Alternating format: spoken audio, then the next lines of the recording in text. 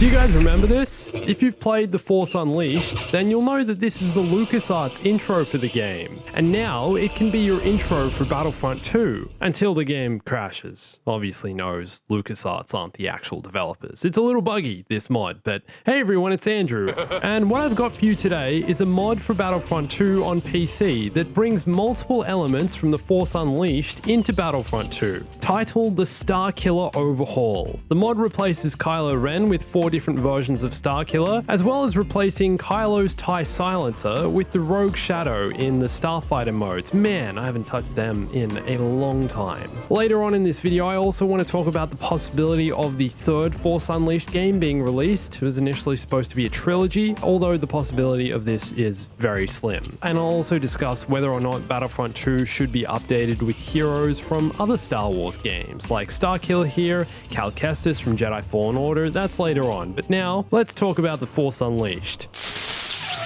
Star Wars The Force Unleashed 1 and 2 are among some of the most popular Star Wars games ever made, even though they're far from being the best. Back when they were released, they brought something new to Star Wars gaming we hadn't really seen before, a ridiculously overpowered character, along with a dark side, conflicted storyline. Starkiller is probably the most powerful Force user ever created for a Star Wars game. He's the most powerful character you can control in a Star Wars game. And in no other game does a character have abilities like Starkiller. He can almost endlessly force push dozens of stormtroopers, pick them up with ease and catapult them through the air, go into a Force Fury mode and destroy everything that stands in his way, and he can pull Star Destroyers out of the sky. You know, there's that too. And this is part of the reason why George Lucas hated this character. Starkiller wasn't his creation, not this version of Starkiller anyway. The Force Unleashed games were written by W. Hayden Blackman, a prolific Star Wars writer who'd previously worked on numerous Star Wars games, books, and comics. The name Starkiller comes from one of the original names for Luke Skywalker. Skywalker was chosen because it's a much more friendly name than Starkiller for the main character of the original films, and when Lucas was pitching his film, people advised him to change it to something more family friendly. Anyway, the ridiculous over-the-top power Starkiller wields is part of the reason George Lucas doesn't like the character, but exactly why these games were so popular. They were created with the intention of giving the player that overpowered force-wielding experience. But that's not exactly the experience you get playing as Starkiller in Battlefront 2. He's only as strong as a regular hero, of course, specifically Kylo Ren, and one thing I found to be hugely different between the Force Unleashed version of Starkiller and Battlefront 2's version is his speed. He's much slower in Battlefront 2 and kind of walks more than you'd think,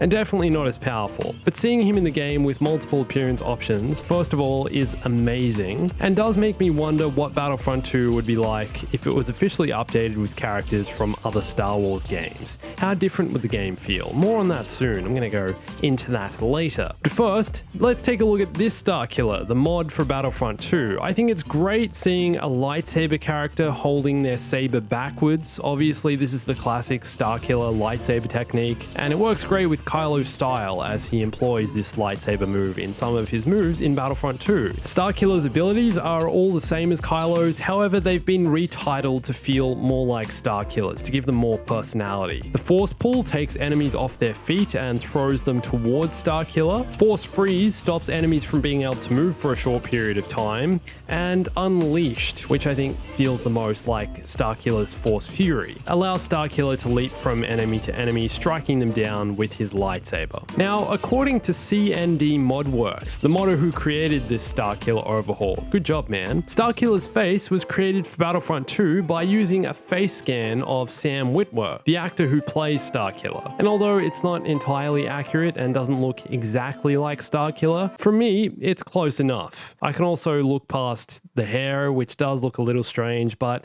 it's a fan-made mod. I'm not really complaining, you know, it looks great. It's incredible they've been able to even bring this into Battlefront 2, let alone give him somewhat accurate hair.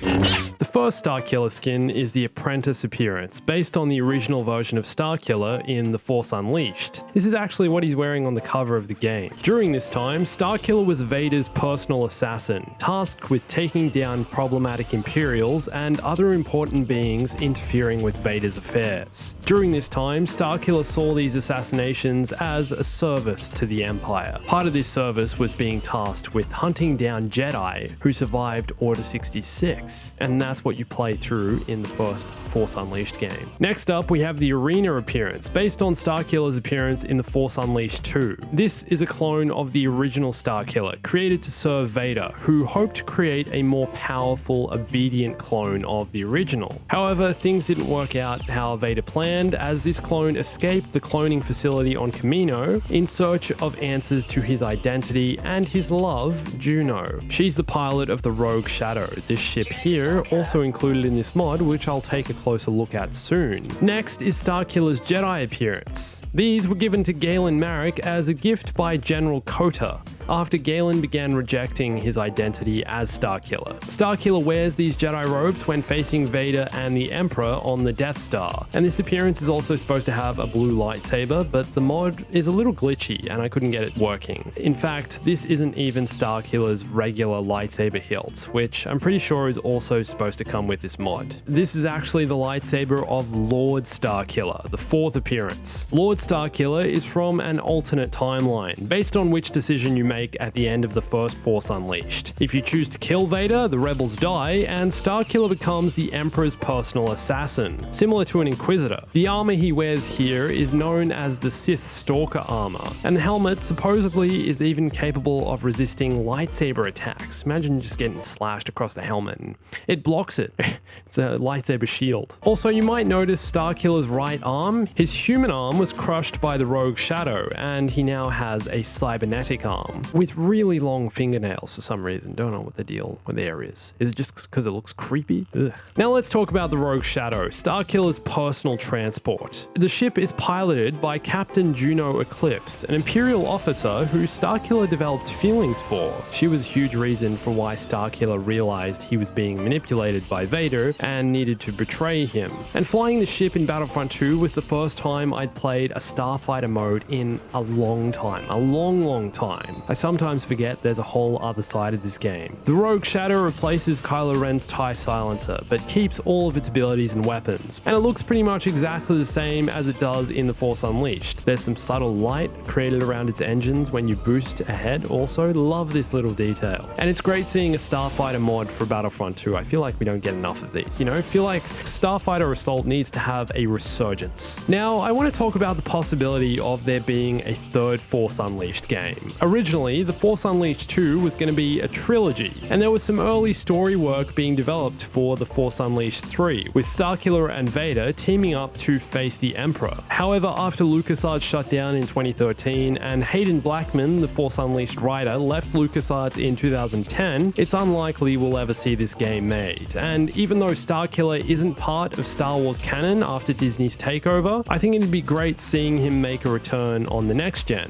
with modern graphics and physics. Just imagine Jedi Fallen Order, except you're playing as an overpowered beast of a Force user. That's a game I want to play. And it's probably just as well Starkiller isn't part of canon anymore because of how much he kind of overthrows and overpowers Vader, and all that other stuff with the alternate timeline kind of gets a bit messy, where he becomes a Sith and kills Vader and, you know, all these other things, becomes an assassin. It's just kind of, I think it's good they cleaned it up in some way. That's my opinion though. And how would Battlefront 2 feel if it added characters from other Star Wars games? This is something I think about every now and then. Well, I do think it would change the face of the game from being mainly focused on the films and that storyline to the larger Star Wars world. At the moment, I think EA, Disney, and DICE are quite careful choosing which characters they want in the game, which characters make sense, and trying to keep the balance between each Star Wars era. Around the time Jedi Fallen Order released, I think a lot of people were wondering if they'd add Cal Kestis or the Second Sister into the game as playable playable heroes to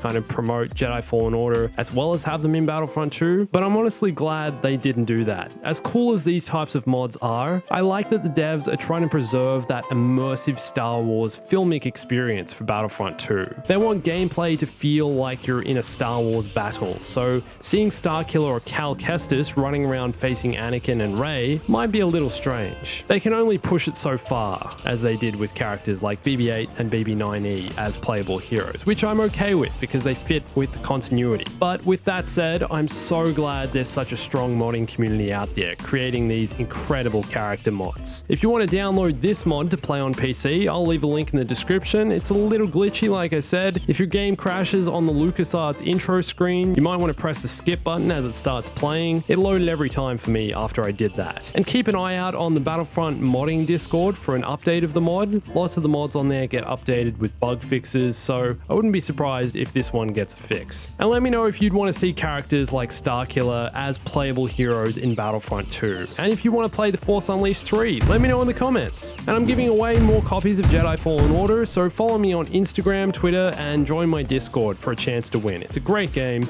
If you haven't played it, you really need to if you're a Star Wars fan. And thanks for watching this. My name's Andrew. I'll catch you soon. Stay bombastic.